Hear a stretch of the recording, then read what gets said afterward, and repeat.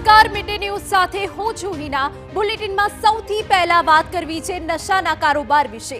આખરે આ નશાનો કારોબાર ક્યાં મોકલવાનો હતો અને આખરે આ નશાના કારોબારમાં કેટલા લોકો સંડોવાયેલા હતા।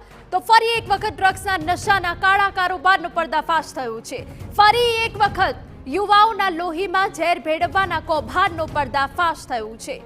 વેરાવળ બંદરેથી કરોડોનું હેરોઇન પકડાવવાનો કેસ। સમગ્ર કેસમાં હવે એટીએસ તપાસમાં જોડાશે તેવી વિગત મળી રહી છે। ડ્રગ્સનો જથ્થો વેરાવળ બંદરથી યુપી મોકલવાનું અનુમાન છે સામે।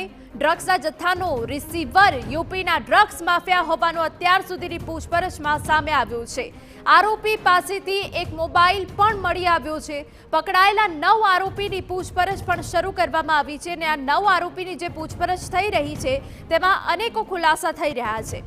જી હા, ગીર સોમનાથની દરિયાઈ પટ્ટી પરથી ઝડપાયું કરોડોનું હેરોઇન। વેરાવળ દરિયાઈ પટ્ટી પરથી 350 કરોડનું હેરોઇન ઝડપાયું છે।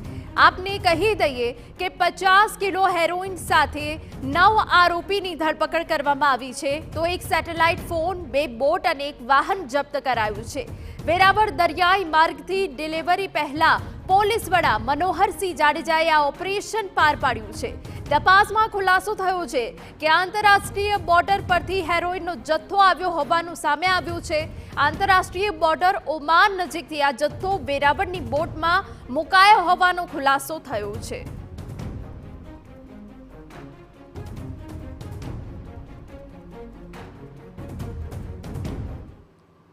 તો વધુ વિગત મળી રહી છે કે હેરોઇનના જથ્થાનું કનેક્શન ઈરાન, પાકિસ્તાન સુધી પણ ખુલ્યું છે।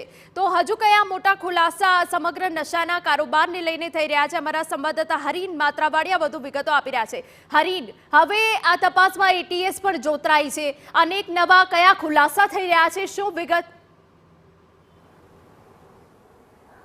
બિલકુલ, જે ઓમાન બાજુથી આ જથ્થો છે વેરાવળની બોટમાં મૂકવાનું સામે આવ્યું હતું। ખાસ કરીને ગીર સોમનાથ પોલીસનું ખૂબ જ મોટું ઓપરેશન માની શકાય, ખૂબ સફળ ઓપરેશન માની શકાય। અને ખાસ કરીને હવે જે આંતરરાષ્ટ્રીય બોર્ડરની વાત આવી છે અથવા યુપી કનેક્શન સામે આવ્યું છે તેને લઈને સમગ્ર તપાસમાં હવે એટીએસ જોડાશે। એટીએસ દ્વારા એક ટીમ બનાવી અને ગીર સોમનાથ મોકલવામાં આવશે। જે પકડાયેલા આરોપી છે તેમાંથી જો વાત કરવામાં આવે તો એક ગુનાહિત ઇતિહાસ અગાઉ પણ પકડાયેલો આરોપી છે અને ખાસ કરીને જામનગરનું કનેક્શન પણ છે સમગ્ર મામલે સામે આવ્યું છે। જોકે એક સેટેલાઇટ ફોન પણ મળી આવ્યો છે। આ તમામ બાબતોની પૂછપરછ તો હવે આગળ તપાસ વધુ કરવામાં આવશે, પરંતુ અત્યારે મોટા સમાચાર એ માની શકાય કે જે રીતના અલગ અલગ કનેક્શનો સામે આવી રહ્યા છે, યુપીમાં ડ્રગ્સનો જથ્થો પહોંચાડવાનો હોય તેવી પણ એક વાત સામે આવી છે। પરંતુ જે રીતે સૂત્રો પાસેથી માહિતી મળી રહી છે કે જે જામનગરનો વ્યક્તિ પકડાયેલો છે તેની પૂછપરછ બાદ સમગ્ર મામલો છે તે ખ્યાલ આવશે કે ખરેખર આ ડ્રગ્સનો જથ્થો ક્યાં પહોંચાડવાનો હતો। જે રીતના એટીએસ હવે તપાસમાં જોડાય છે, કેમ કે જે રીતના આંતરરાષ્ટ્રીય બોર્ડરની વાત છે, એક તરફ યુપીનું કનેક્શન પણ સામે આવે છે, પકડાયેલામાંથી પણ યુપીના હોવાનું સામે આવ્યું છે। થોડી વારમાં જ જે ગીર સોમનાથ પોલીસ છે, ગીર સોમનાથ એસપી છે તેના દ્વારા પ્રેસ કોન્ફરન્સ કરવામાં આવશે અને સત્તાવાર માહિતી આપવામાં આવશે। પરંતુ અત્યારે જે માહિતી મળી રહી છે કે સમગ્ર કેસમાં હવે એટીએસ પણ જોડાશે અને આગળની તપાસ પણ જે અલગ અલગ આરોપીઓ છે, પકડાયેલા આરોપીઓ છે તેની પૂછપરછ પણ કરવામાં આવશે। જી બિલકુલ હરીન, વધુ વિગત અમે તમારી પાસેથી લેતા રહીશું। તો પ્રેસ કોન્ફરન્સ કરવામાં આવશે અને સત્તાવાર વિગતો આપવામાં આવશે। અત્યાર સુધી આજે નેટવર્કનો પર્દાફાશ થયો છે તેમાં અનેક ખુલાસા થયા છે। બોટમાં ટંડેલ અને ખલાસીઓ બહારના રાજ્યના હોવાનો પણ ખુલાસો થયો છે।